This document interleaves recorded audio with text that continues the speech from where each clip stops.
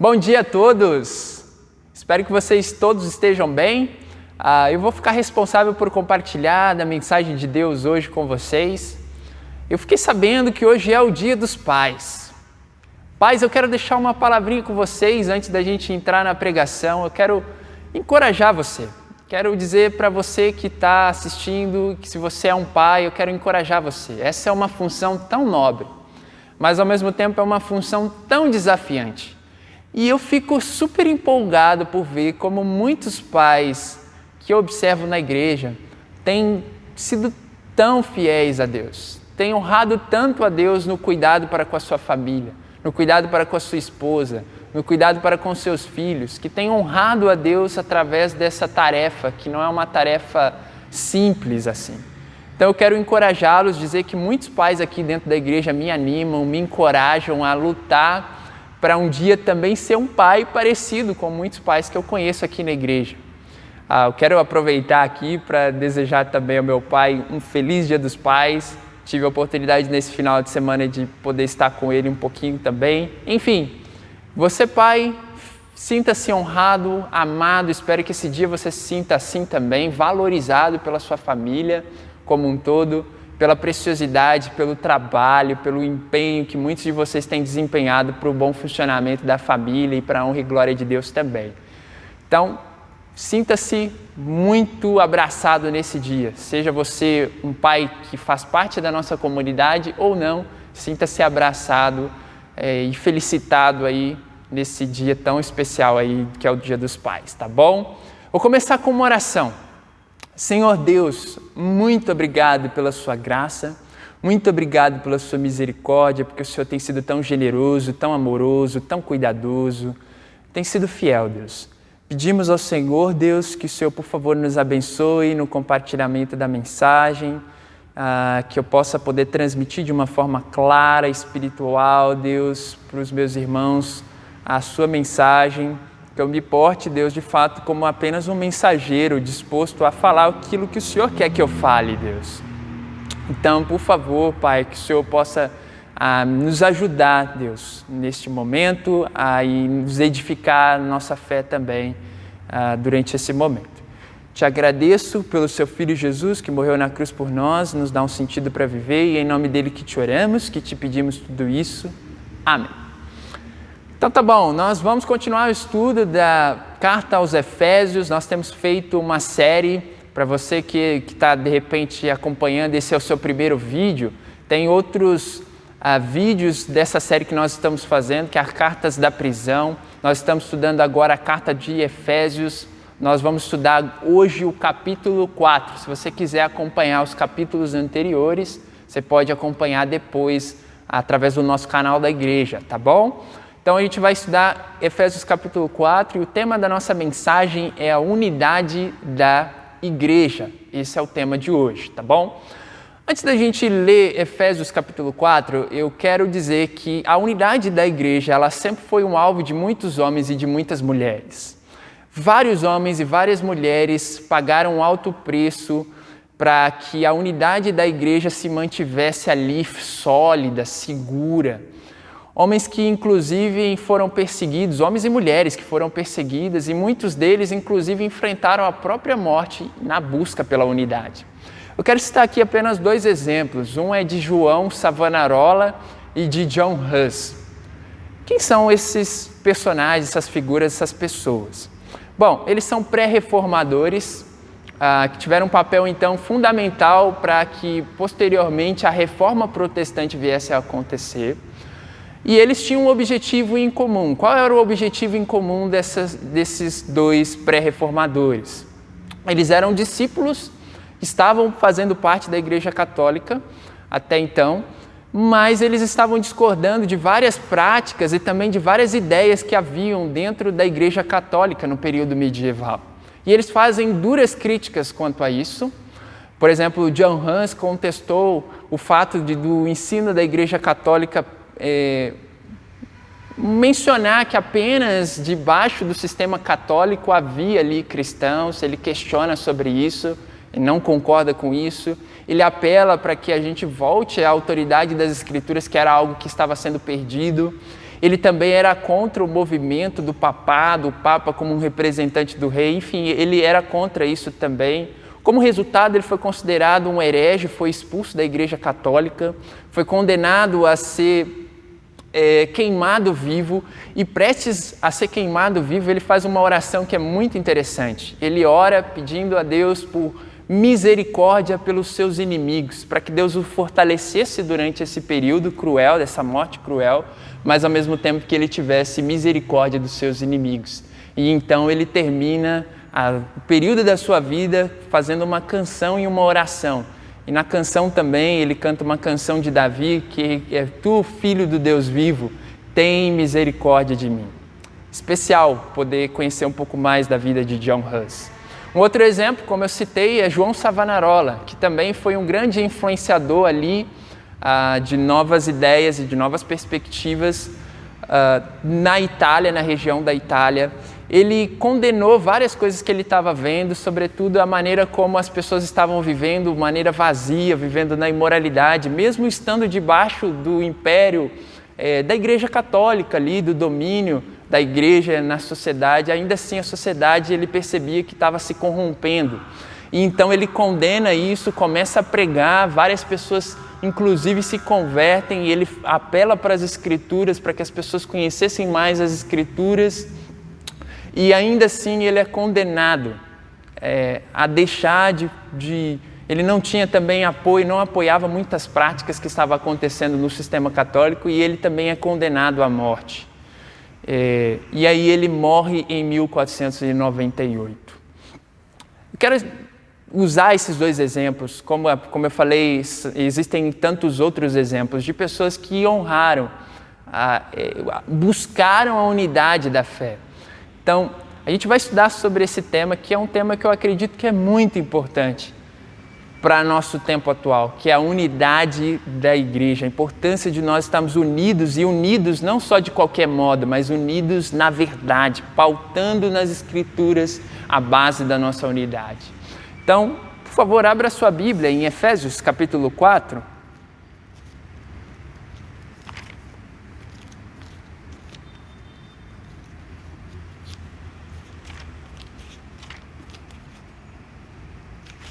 Efésios capítulo 4, a partir do verso 1, ele diz assim: Como prisioneiro no Senhor, rogo-lhes que vivam de maneira digna da vocação que receberam. Então, vamos só observar esse primeiro versículo inicialmente. Bom, a partir desse capítulo, o que a gente vai observar? Paulo ele vai começar a argumentar várias coisas práticas. Até então ele tinha dito muitas coisas que mostravam quem os discípulos eles eram. Então ele vai falando sobre isso. Olha, vocês são isso, vocês são escolhidos, vocês são redimidos, vocês foram selados com o Espírito Santo e introduzidos na Igreja Universal através desse mesmo Espírito. Então ele está falando, olha, vocês são tudo isso. E aí a partir desse capítulo ele vai começar com questões muito práticas. Então, uma vez que vocês são isso, que eu acabei de dizer, existe um modo pelo qual vocês devem viver. Então o capítulo 4, como eu falei, vai tratar de várias questões muito práticas. Para a gente poder entender bem essa divisão, existem duas divisões muito importantes aqui. A primeira parte desse capítulo vai falar da importância da gente viver em unidade.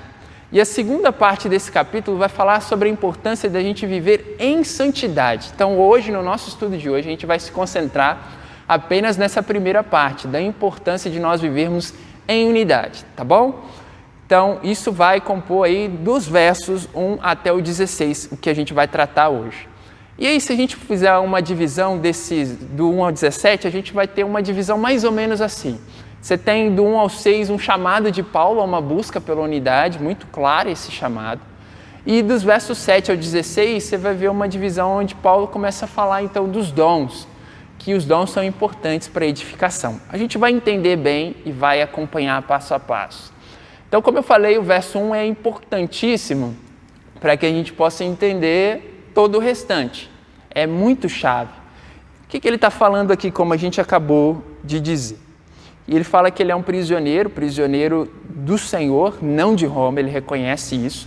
e que, portanto, como prisioneiro, ele fala que existe um modo pelo qual nós fomos chamados a viver.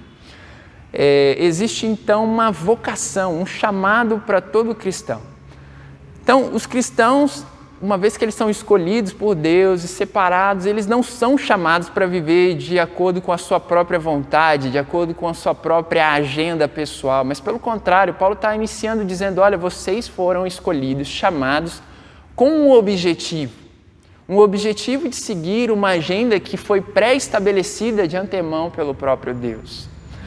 E isso é tão importante, isso é de vital importância que a gente possa viver de maneira condizente com aquilo que nós somos. Isso é importante demais, senão a gente vai, sem dúvida nenhuma, ter muita perda neste processo. Eu quero te dar um exemplo dessa importância da gente viver de forma condizente com quem nós somos. Pensa em alguém que era desempregado. Pensa nessa pessoa como alguém que dormia super tarde, acordava todos os dias, meio-dia, aí depois de acordar meio-dia, essa pessoa passava o dia entre assistir filmes e assistir séries, em um momento ou outro dava aqueles cochilos no sofá, e de repente essa pessoa então fala, bom, eu preciso sair dessa vida, preciso procurar um emprego, chegou o momento. E essa pessoa então começa a enviar os currículos dela, ela consegue marcar uma entrevista, enfim, e ela consegue esse emprego. E aí o chefe dela explica toda a parte que ela precisa ficar responsável, e ele fala assim, olha, o horário é das 8 às 17, essas são as suas funções que você vai executar e tudo mais. Aí no dia seguinte, essa pessoa chega e acorda às 10 horas. Aí ela acorda às 10 horas, fica pensando, olha, eu acho que eu vou entrar na parte da tarde, porque eu ainda, estou me acostumando ainda, vou entrar na parte da tarde. E aí, frequentemente, essa pessoa começa a chegar atrasada no trabalho também, isso começa a ficar uma prática muito comum. A grande questão que eu faço a você, e a grande pergunta que eu faço a você responde, essa pessoa, ela está vivendo de forma condizente com essa tarefa que lhe foi proposta? Será que essa pessoa não vai ter muitas perdas se ela não mudar o estilo de vida dela, passar a se comportar agora de forma condizente com a tarefa que lhe foi proposta? Certamente ela vai ter muitas perdas nesse processo de talvez não viver de forma condizente com aquilo que ela foi chamada a viver.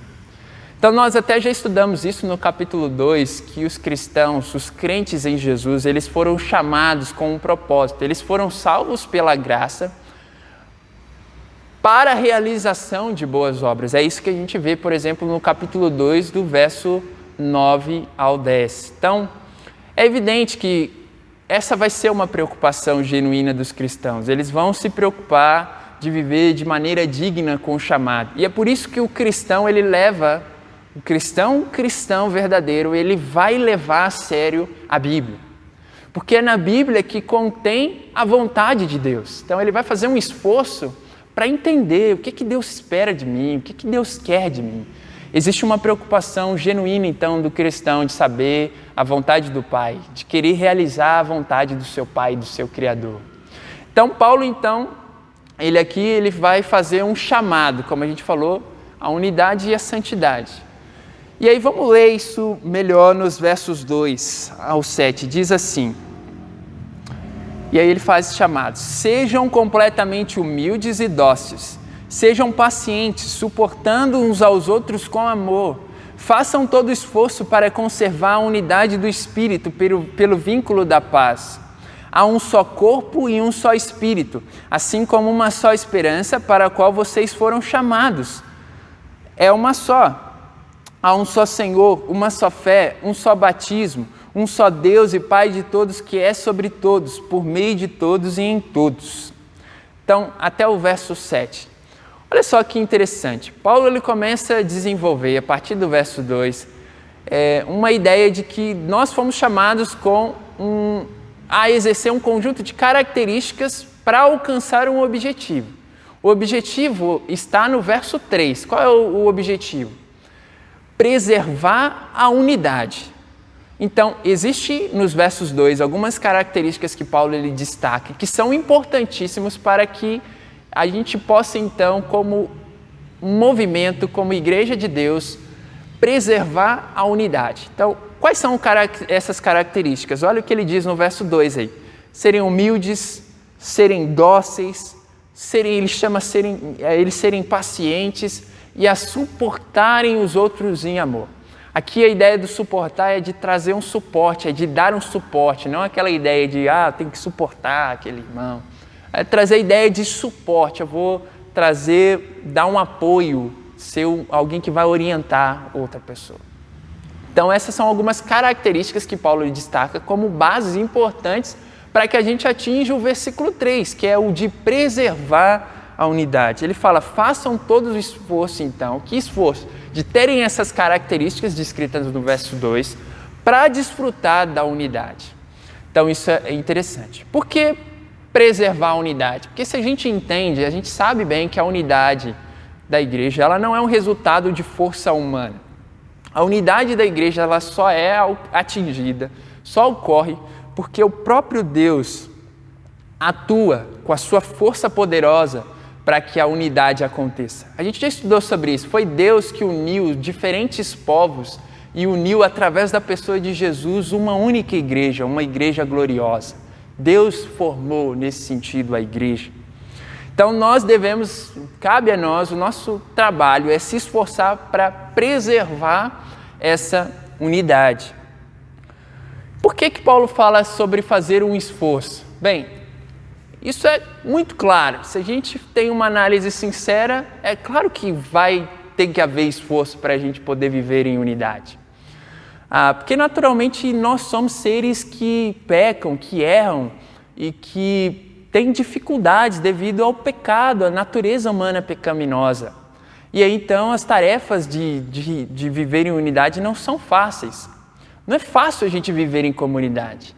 Não é fácil nós sermos humildes, como ele descreve dessa importância.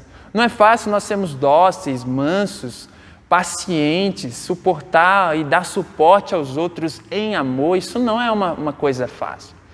Pensa, por exemplo, em tudo isso. Mas isso é de vital importância para preservar a unidade. Se a gente pensar, por exemplo, no casamento. Pensa no casamento. Deus une um homem e uma mulher para formar uma família. Você que é casado, você sabe que preservar essa unidade do casamento não é uma tarefa fácil, porque nós somos pecadores, nós temos dificuldades neste processo. Não é fácil, como eu falei, ser humilde. Às vezes a gente tem a tendência de ser muito orgulhoso.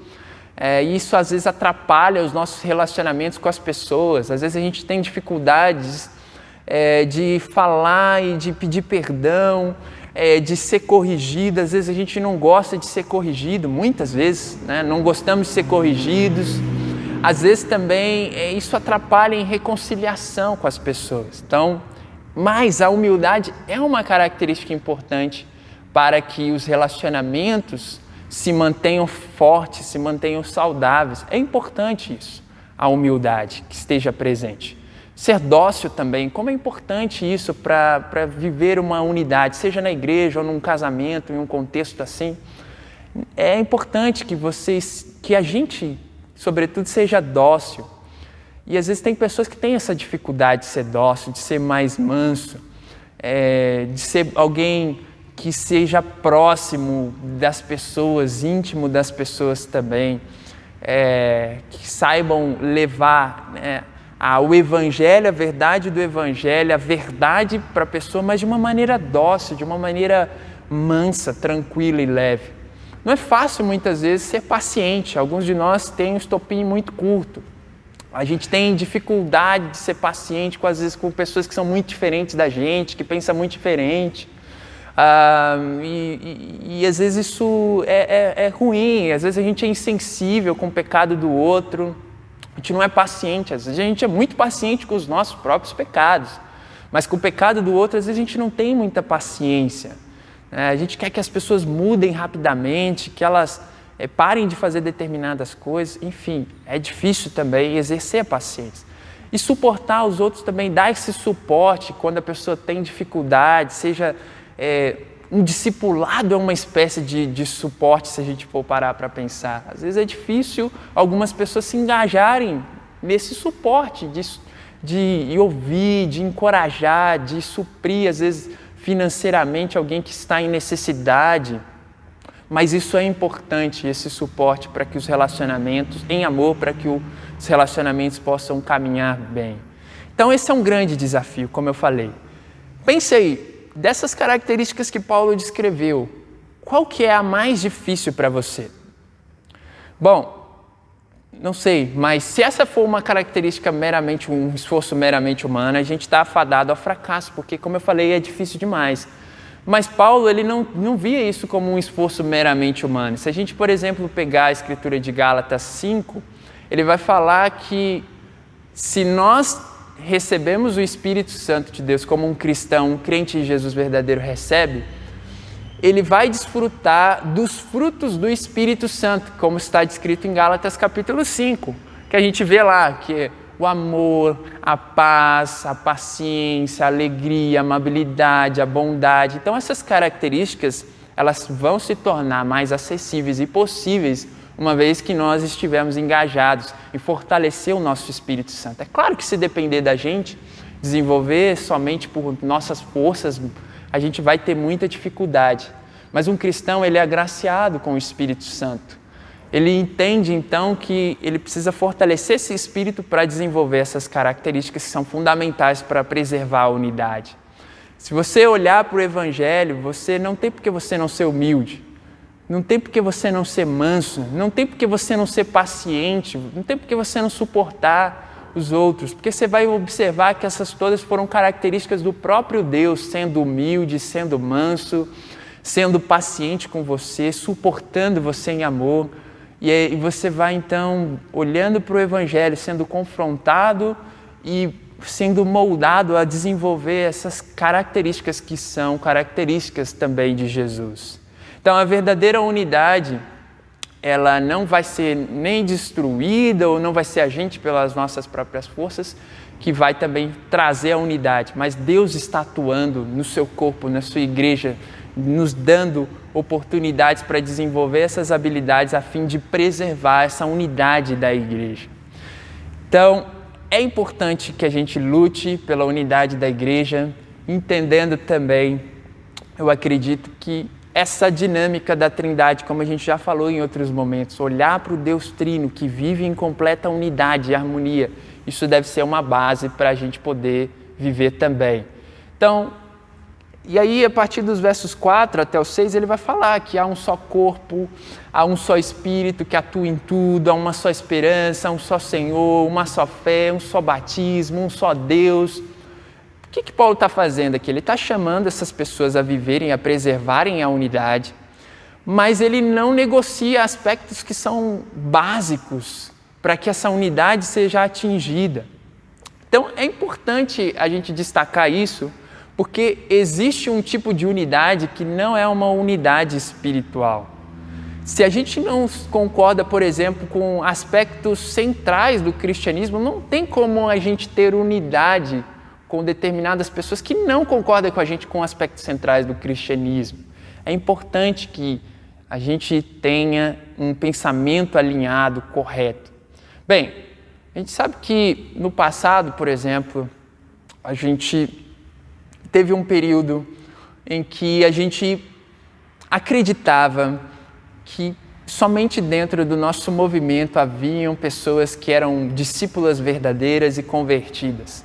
Graças a Deus, pela misericórdia de Deus, nós caímos em si no passado como movimento e reconhecemos que não, existem sim muitas outras pessoas que não fazem parte da nossa comunidade de fé, mas que são sim discípulas e que fazem parte da Igreja Universal de Deus.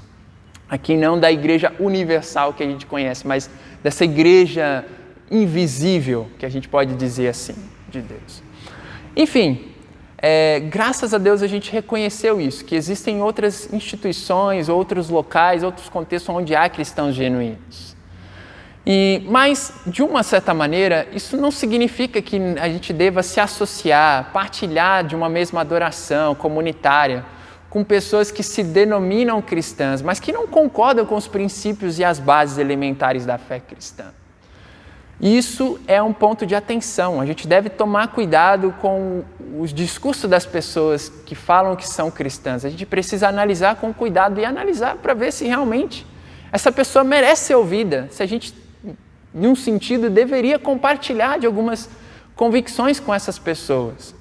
Então, por isso que a gente não reconhece que existe a possibilidade hoje de manter a unidade, por exemplo, com católicos que têm doutrinas completamente diferentes da nossa, com desigrejados, pessoas que não têm uma igreja, que se denominam cristãs, mas não fazem parte de uma igreja, no qual estão sob orientação também e comunhão, movimentos de linha neopentecostal ou espíritas que se autodenominam cristãos. Não, a gente não quer viver unidos em um determinado local com essas pessoas, porque a gente diverge sim de muitas coisas que são de práticas dessas religiões e que são diferentes do que a Bíblia nos aponta e nos ensina. Então, Paulo diz que se a gente quer manter uma unidade, precisa ser unida em um só Deus, numa só fé. Existe uma só fé, não existe muitas fés.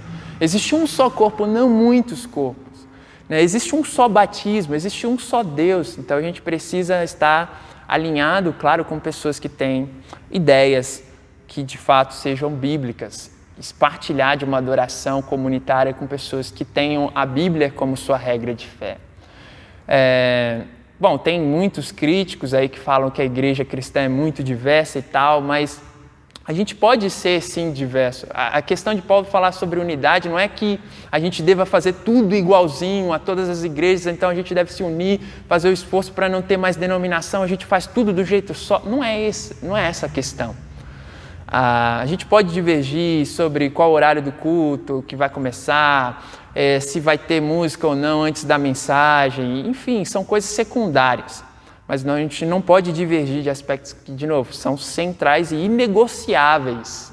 Existem coisas que são inegociáveis para que a unidade de fato aconteça. E a gente não deveria, então,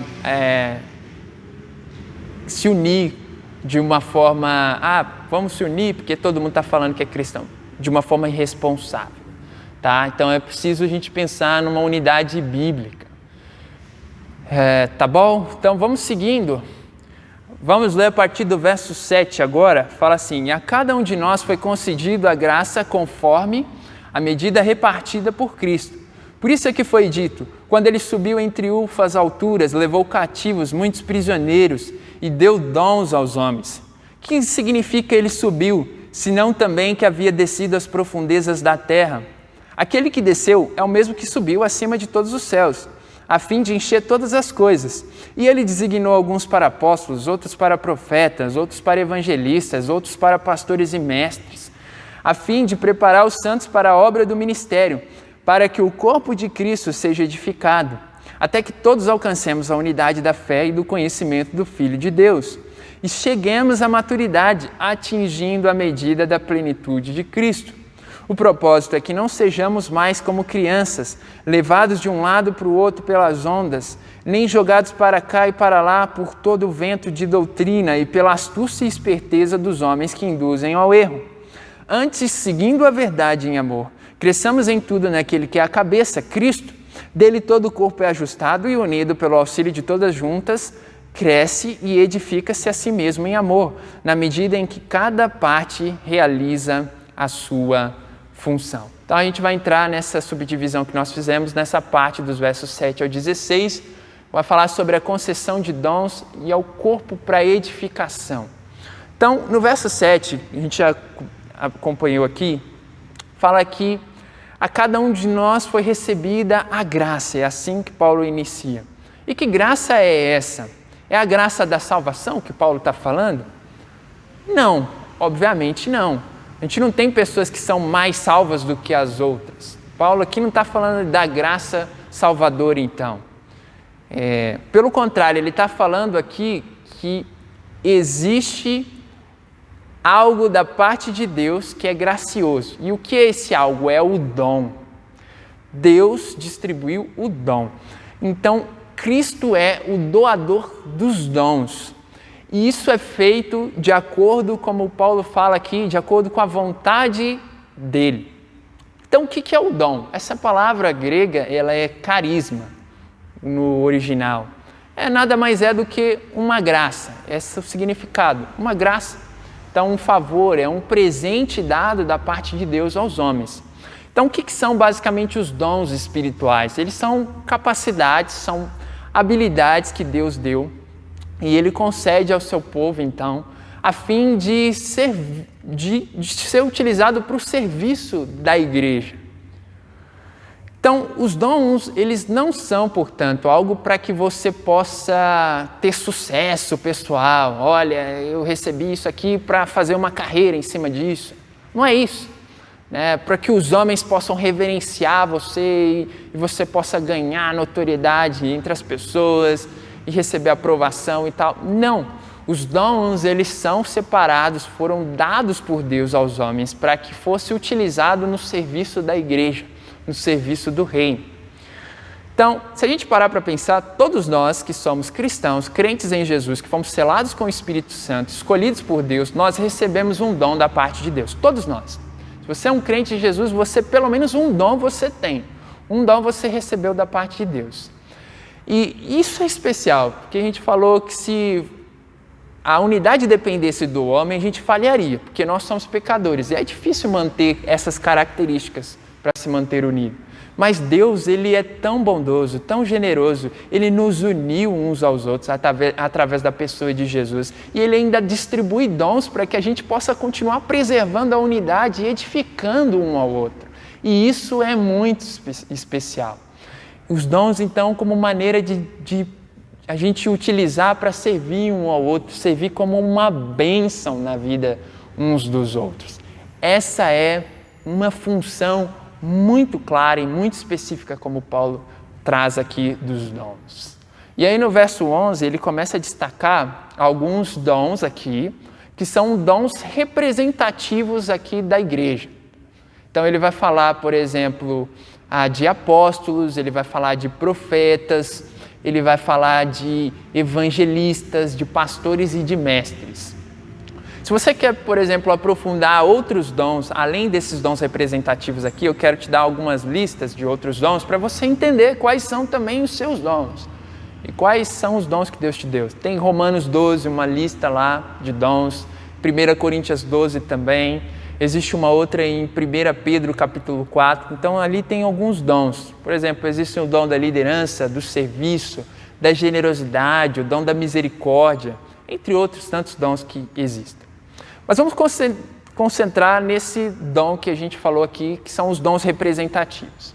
A gente parar para pensar, existem apóstolos hoje? Bom, o termo apóstolo é um termo de enviado. Então, o significado é isso mesmo, é enviado. Se a gente pensar em alguém que é enviado em um contexto missionário, para uma tribo, para um local onde o evangelho ainda não foi compartilhado, aí você quer utilizar esse termo para falar assim, olha, o fulano foi um apóstolo na vida dessa região aqui, desse país, dessa tribo. Tudo bem, a gente pode pensar que nesse sentido existem. Mas falar que existem apóstolos como os 12, isso não existe mais. Então, qualquer um das figuras que falam que são apóstolos, isso não é verdade. Porque o apostolado ele tem alguns critérios muito bem estabelecidos. É importante. Então, por exemplo, o apóstolo ele tinha uma incumbência de trazer uma revelação especial, de base autoritativa para a igreja. Então, o que ele falava era a palavra de Deus praticamente. Mas hoje você, como a Bíblia ela está compilada, ela está completa, não existe nada para além da Bíblia que a gente deveria nos apoiar.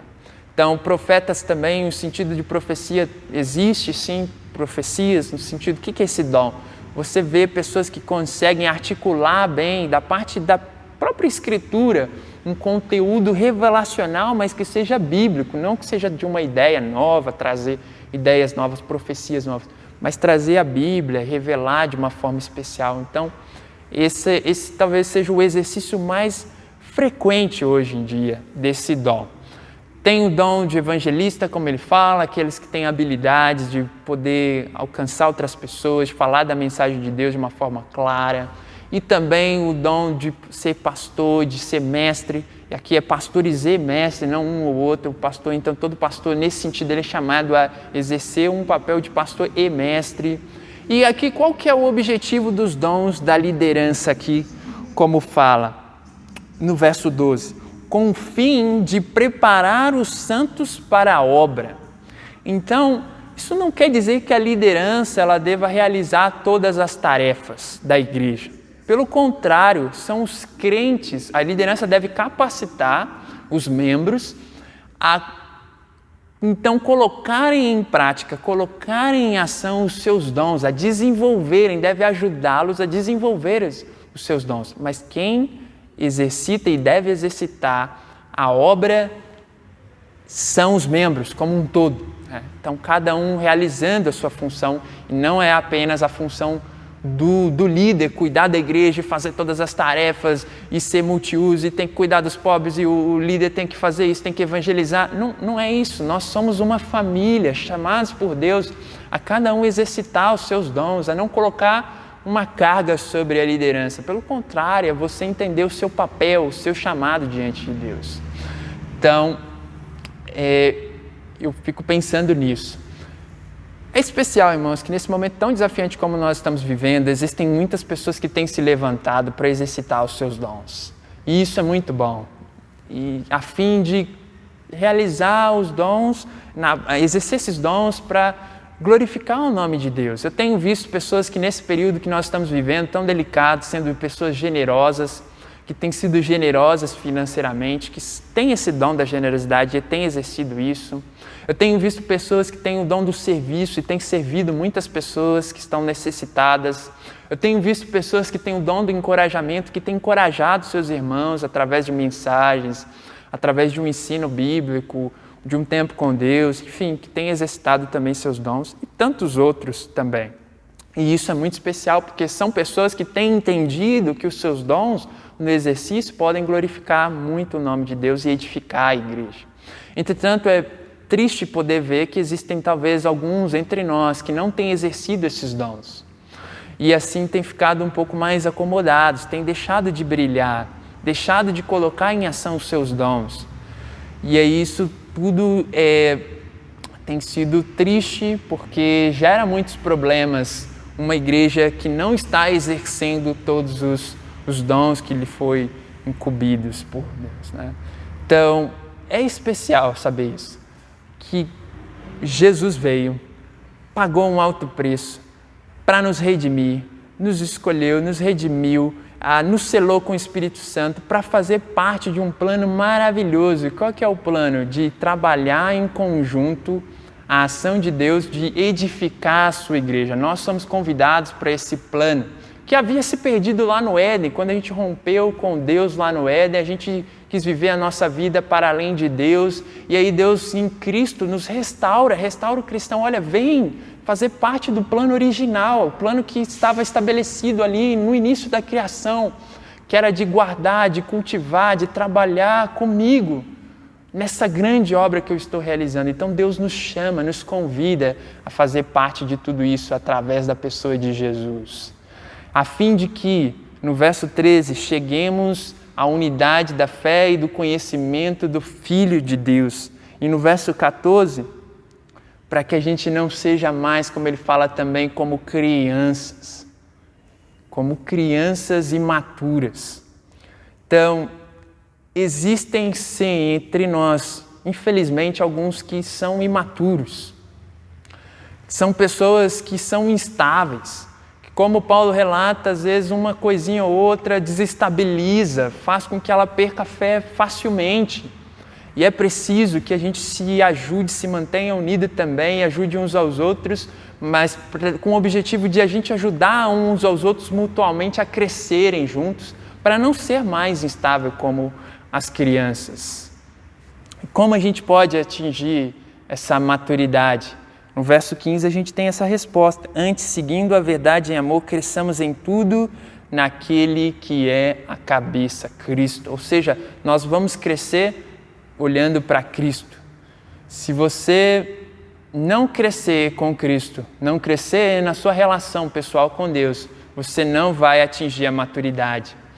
E eu vejo várias pessoas querendo realizar muitas coisas, vejo muitos jovens querendo realizar muitas coisas, às vezes para Deus, mas não pagam o preço de desenvolverem uma relação profunda com Jesus. Isso é impossível, você não vai conseguir edificar a igreja de uma forma significativa, marcar as pessoas de forma espiritual e significativa, se você não estiver enraizado em Cristo. E aqui eu falo não só os jovens que sonham fazer muitas coisas, mas um cristão que às vezes sonha em muitas coisas, mas não realiza, não faz essas coisas porque muitas vezes não está enraizado em Cristo. Então, qual que é uma descrição possível para que a gente possa caminhar para o fim de uma igreja que não está enraizada, não está unida, não está enraizada na palavra e não está unida? Poucas pessoas trabalham, poucas pessoas se sensibilizam com as necessidades dos outros, poucos ensinam os outros, poucos corrigem, poucos se engajam na evangelização, poucos são generosos. Bom, resumindo, poucos exercem os seus dons. E aí a gente tem uma comunidade que não vai ser uma comunidade, infelizmente, que vai ser relevante na sociedade. Então, se a gente quer manter a igreja em unidade, trabalhar em conjunto com o Espírito para ver a igreja unida, cada um de nós precisamos assumir a nossa responsabilidade de identificar qual é o nosso dom. Qual é o dom? O que Deus te chamou? Para o que Deus te chamou? E pensar, você está realizando aquilo pelo qual Deus te chamou? Isso precisa ser pensado também. E também, eu estou crescendo em Cristo para desenvolver esses dons? Então, isso é algo importante. Alguém que certamente ama Deus verdadeiramente, é um crente em Jesus, vai amar a busca pela unidade. Ele vai querer viver em unidade, vai querer viver em comunhão com outros irmãos, vai querer se fortalecer, primeiro para crescer pessoalmente com Deus, mas também para edificar outras pessoas. Essa vai ser uma preocupação de um crente genuíno. Então, se a gente tem entendido os nossos chamados, a gente vai realizar tudo isso. Você tem entendido isso? Que é importante exercer os seus dons?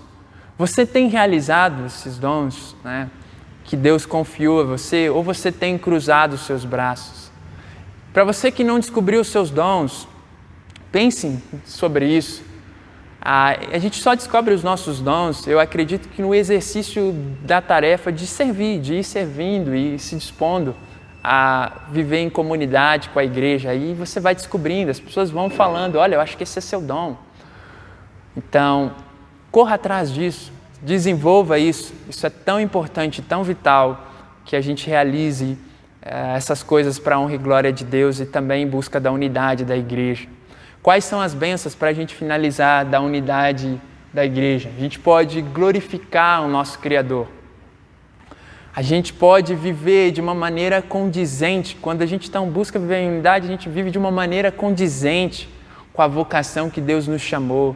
E quando a gente vive aquilo que Deus nos chamou, existe alegria. Nada mais especial é de que você se sentir útil. Poxa, eu tenho exercido isso, eu tenho animado, eu tenho encorajado as pessoas que estão na nossa comunidade com esse dom. Enfim, isso é muito bom, né? Se você tem esse sentimento. Então você desfruta de alegria, de satisfação. Então, buscar viver isso é muito bom. A gente participa da obra que Deus está realizando também na igreja.